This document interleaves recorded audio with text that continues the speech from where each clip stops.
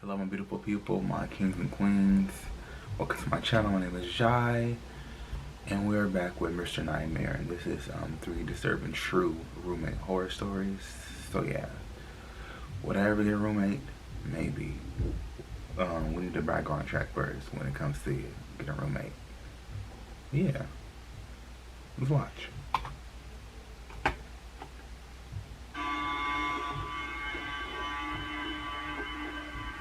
When shit hit the fan with my parents, I had to move out. I was down on my luck, living situation-wise, and I could only crash on the couches of my friends for so long. I was looking on all the roommate and apartment apps and websites, and I found something that caught my eye on this app. A man named Luke had listed a room for rent in his 3-bedroom, 1-story house. The rent price was $1,200 a month. He'd basically be my landlord and roommate, as he would also be living in the house. He made sure to note on the ad that he'd be out of the house most of the time, and that the renter would have the place to themselves often. He did put in all capital letters a few ground rules, though, including no parties, no large gatherings, no drinking in the living room, and no use of the basement. They seemed like pretty standard rules. I went to view the house in person and meet Luke. The second he opened the door, I got a bit of a read on him, that he was a little reclusive. His demeanor was quiet and a little awkward. He showed me the house. I could tell he was nervous because his voice would shake and he would stutter. The bedroom was a good size, and the actual floor plan of the house was good. It was an open layout, meaning the kitchen, living room, and dining room were all one big open space. For $1,000 a month in my area, it was a steal. He laid out some more ground rules in person, and he emphasized again how I can't go in the attic or the basement, as I use them for storage only. Sounded fair enough. On the spot, I told him I'm interested. We shook hands, I left, and 2 days later, I was moved. Fair enough. And he emphasized again how I can't go in the attic or the basement, as I use them for storage only. Sounded fair enough. On the spot, I told him I'm interested. We shook hands, I left, and 2 days later, I was moving in. We didn't draft any sort of lease or contract. I was just going to be paying him off the books month to month, the first day of every month.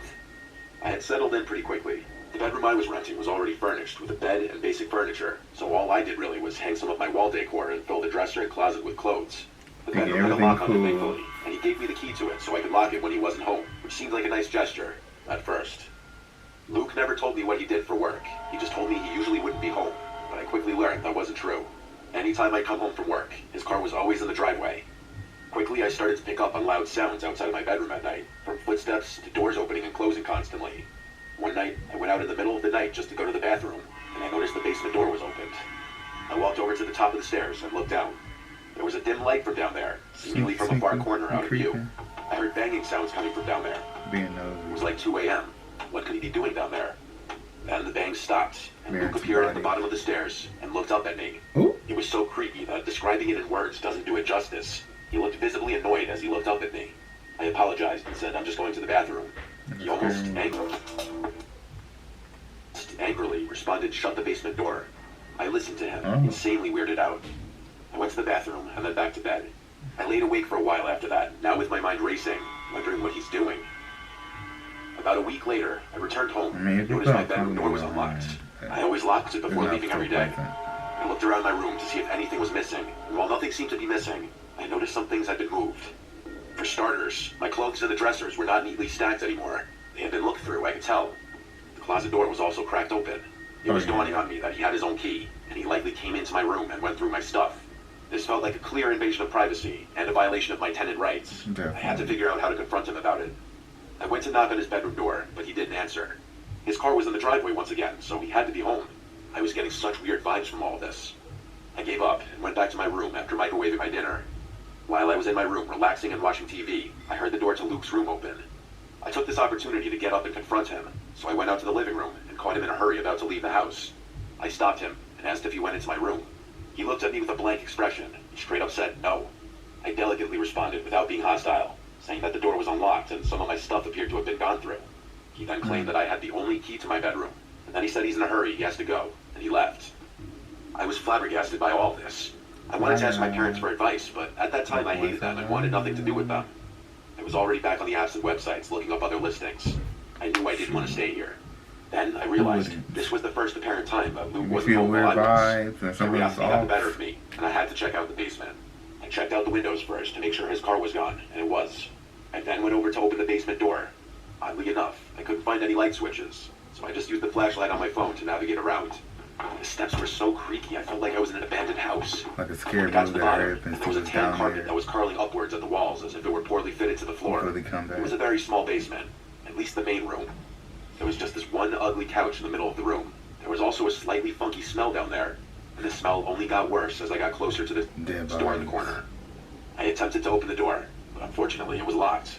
Or maybe I should say fortunately, because I'm not sure I fully wanted to know what was in there, emitting that smell. It almost smelled like raw sewage, but worse. Oh. I did one little quick sweep around the main room of the basement, though, and I found nothing. Just some taped up cardboard boxes, which I was not going to open. I went back upstairs and shut the door. The rest of that night, I stayed in my room. I never heard Luke come back. He must have gotten back after I had fallen asleep. I woke up. The room was still dark. My alarm was not going off. Something else had woken me up. I heard the floor next to my bed crack, and I turned and saw Luke leaning over my bed, looking at me. I screamed, and he replied to me to shush, and then asked me if I went into the basement. I screamed no, and how did you get in here? I locked the door. He then asked me, are you sure? I flipped the cards on him and yelled, did you come into this room when I wasn't home? He replied no. Then he turned around and walked toward the door. I asked, how did you get in here then? I saw him hold up his hand in the dark. He wasn't holding anything. At the time, I didn't know what it meant.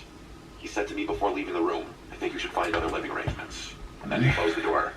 I started packing my shit right then and there. Shit. I wasn't staying another minute in that house. Bye. I knocked on his door and yelled at him to give me half of the rent money back since I'd only been there like 2 weeks. Give my shit. Moments later, he opened the door, and just his arm stuck out from the door, holding a small stack of $100 bills. He managed to make even handing me the money insanely creepy. I grabbed it. It was only $400. Whatever. It was close enough. I just wanted to get out of there. I was fully packed and out of there within an hour. I slept in my car that night. I ended up back at my parents' house the next day, and after explaining the ludicrous shit I just went through, something changed where they were more welcoming to have me back. I still moved out a month later, but my parents and I are fine now. Okay, cool. If you're choosing to have a random roommate from online, just be careful and use your best judgment after meeting them. Background check. Give me a week to make a decision. At least a month. It was my junior year of college. I had moved off campus into a student apartment building. My roommate was sort of assigned to me by the school, in the sense that he was just someone else who needed someone to live with. His name was David, and he seemed like a nice guy at first. He was friendly and polite, always smiling and making small talk. But as the days went by, I started to notice strange things about him. Little quirks and odd behaviors that made me feel uneasy. I started with the way David would always linger in my room. I would say that's so scary, or like so like crazy, like everything is good, all of a sudden it go haywire. Asking pushy questions about my personal life and poking around my belongings as if he were way too comfortable doing so. On the good things. At first, I brushed it off as harmless curiosity, even if I found it kind of weird. But the more I thought about it, the more it bothered me. Then there were the sounds I would hear coming from David's room late at night, talking and shuffling noises that were slightly concerning. I tried to ignore them, telling myself it was just David watching TV or talking on the phone. But deep down, I knew something wasn't right. One night, unable to sleep because of the strange noises coming from David's room, I decided to investigate. I crept silently down the hallway and pressed my ear against David's door, straining to hear what was going on inside. What I heard was just weird. It was the sound of David whispering to himself, his voice low and muffled. And then, just as suddenly as it had started, the whisper stopped, and there was nothing but silence. Then I heard, Jeff. David said my name. Did he somehow know I was outside his door? I quickly and quietly tiptoed away from his door and back to my room. I silently crawled back into my bed. I didn't know what to make of this. Why was David talking to himself? Was he hiding something from me? Or was he sleepwalking? But then how did he know I was outside of his room? I couldn't shake the feeling of uneasiness. The next day, I kept thinking about the night before. As the days went by, the sounds from David's room persisted. My paranoia only grew worse. I couldn't shake the feeling that David was hiding something from me. David's behavior also became stranger. I started to notice little subtle changes in his behavior, like he would make strange glances at me, and his movements seemed a little furtive. One night, I woke up at some off hour in the night, and heard David's whispering voice from outside in the hallway, like right outside my door. It was genuinely freaking me out, and I was wondering if he was sleepwalking. I went to the door and put my ear up against it, and like last time, the whispering stopped. And then, David once again said, Jeff? This time I replied, and said, yeah, you good? He didn't respond. I just heard his footsteps walk away to his room. The following night, I woke up to the sound of my bedroom door closing. Gotta be sleepwalking. I heard David's footsteps walking away in the hallway. This was getting out of hand. The next day, I decided to confront him about his potential sleepwalking.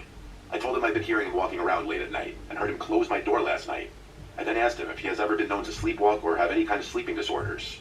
He seemed to not know how to answer at first, but then he said, yes, he does tend to sleepwalk sometimes. I wasn't buying it, though. Something was up.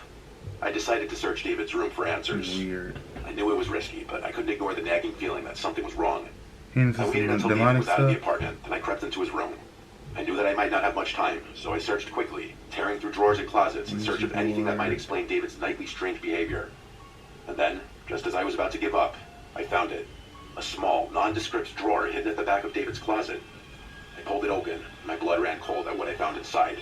It was a collection of photographs, dozens of them, mostly featuring me asleep and one other guy who looked to be our age, all mixed together. They were taken from different angles and distances, some of them so close up that I could see the pores on my skin and individual strands of hair on my head. I felt sick to my stomach as I realized what I was looking at. Oh my God. David had been secretly taking pictures of me while I slept without my knowledge or consent. I couldn't believe it. I had been living with some kind of sick voyeur, like he probably got off somehow to these pictures. He had been violating my privacy and invading my personal space for who knows how long.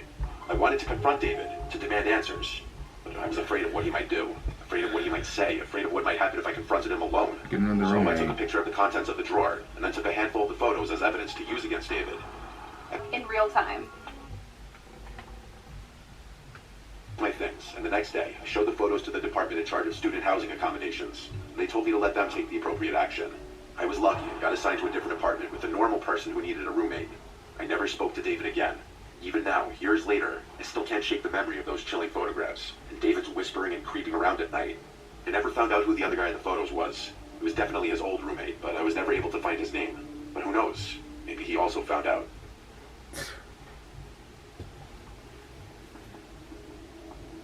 What are you doing? When I was 23, I had to move out of state for work. I still work with the company, but I've been able to move back to my hometown and work at the local office here. But at the time, I needed somewhere to live that wouldn't be bank-breaking. I made a posting on basically all the websites for a roommate: Facebook, Craigslist, Twitter, and even on my neighborhood subreddit. I had a guy named Rob reach out to me on Facebook, stating he has a room available in his place. I looked at his pictures to see if he looked like a somewhat normal guy, and he did. I was open to the idea of having a male roommate, as long as they seemed normal, even though my parents were very against it.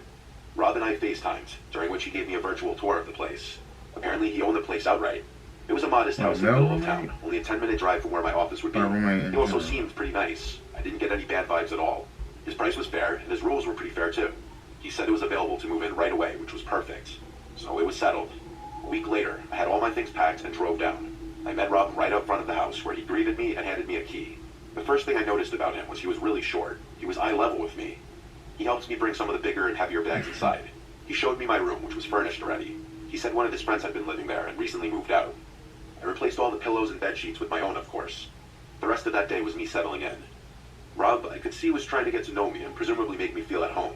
I didn't get any overly friendly vibes yet. The next day was Sunday. Rob offered to drive me around town to show me around. I wasn't eager to, but I said sure, just to get off on a good start with him. He drove us around town, showing me where the good shopping centers are, good restaurants, and stuff like that. Then he offered to get us lunch. I really wasn't hungry, and he was suggesting a sit-down lunch, almost like a date. I didn't want him to get any kind of wrong idea. I just needed a room. I said I'm not hungry, and then he right away suggested we go grab drinks somewhere instead. I politely shot it down too, saying I don't drink on work nights. He was being a bit pushy, saying, come on, just a couple drinks. I still maintained my politeness and said another time. He gave up, and he went really quiet all of a sudden, like he was upset. Oh. I'll admit, I was slightly uncomfortable, but nothing I couldn't handle yet. That week was my first week at work, so my attention was focused mostly on adjusting to the work week. It wasn't until a few days into the week that I got home and did my laundry, and noticed my hamper full of clothes seemed moved. Like the clothes weren't how I remembered they were left. And it wasn't until I was loading the washing machine that I noticed a pair of my underwear was missing. Oh yeah. I checked my room top to bottom like 5 times. It was gone. I had a disturbing thought. What if Rob? No. I refused to believe that just yet. And there was no chance in hell I would confront him and ask him that. Still, I was now starting to wish there was a lock on the bedroom door. That weekend, I bought a lockable doorknob from Ace Hardware, and while Rob wasn't home, I swapped out the current doorknob with the new one. Now I could leave the place in peace. I figured I'd tell Rob the next time I saw him. He didn't come home that night, though. He must have been working. His schedule seemed pretty random. That night, I woke to banging on my bedroom door. It was Rob. He was saying my name, and he didn't sound happy. I checked the time, and it was like 1:30 in the morning. I decided I would pretend I was asleep. I was honestly kind of scared to open the door. I had a feeling it had to do with the doorknob. And I was right. The next morning, I woke up to a bunch of texts from Rob, saying, we need to talk. Be home after work. I simply responded, is this about the doorknob?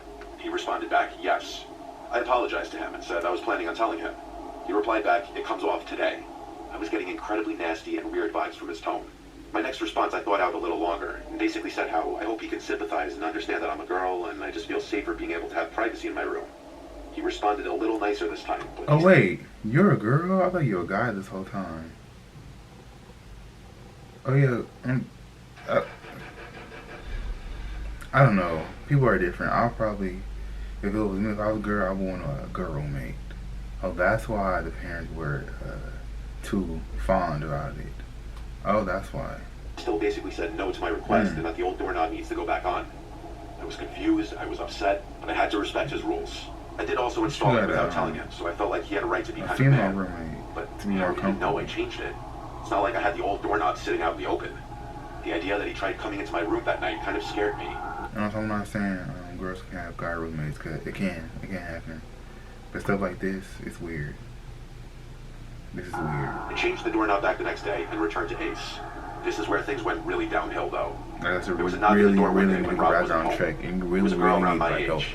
at She least asked me if I was living here with Rob, and I said yes.